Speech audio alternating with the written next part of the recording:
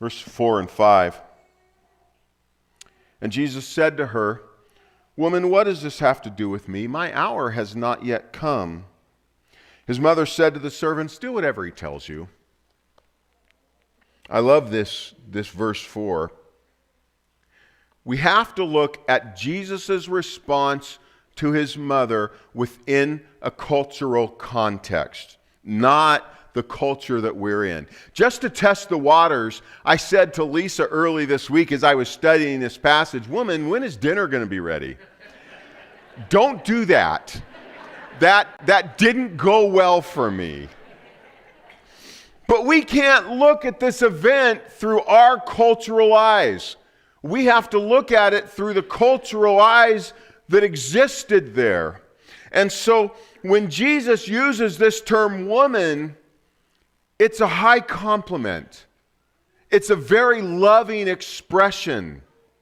In fact, it's so loving that when he's on the cross bleeding and dying, and he talks to his mom there, he uses the same term.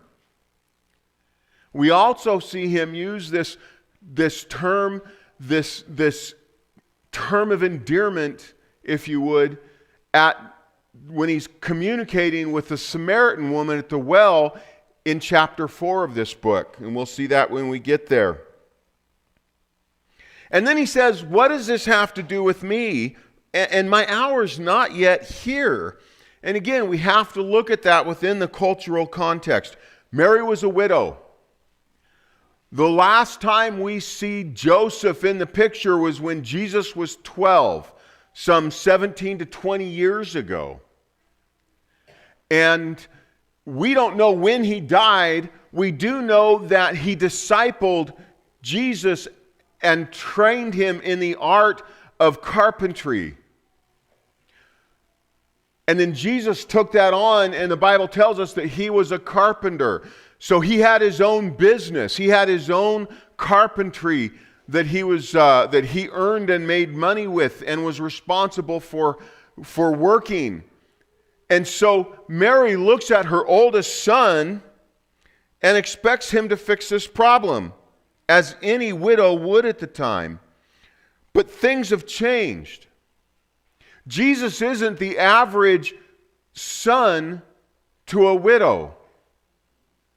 And so he says to her, "What does this have to do with me? This isn't for me to fix."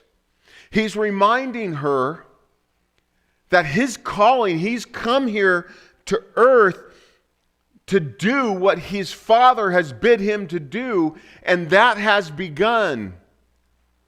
And this is a gentle reminder to her to find someone else.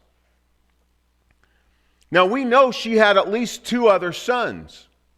She had James, the author of the epistle, the letter in the New Testament that carries his name, who later became the bishop of the church of Jerusalem and one of the apostles, and Jude, a younger brother to James, who also has a letter, a very, very short one, in the New Testament to his name. So Jesus, I'm guessing, was saying, "Mom, have James fix this. This is not for me to do."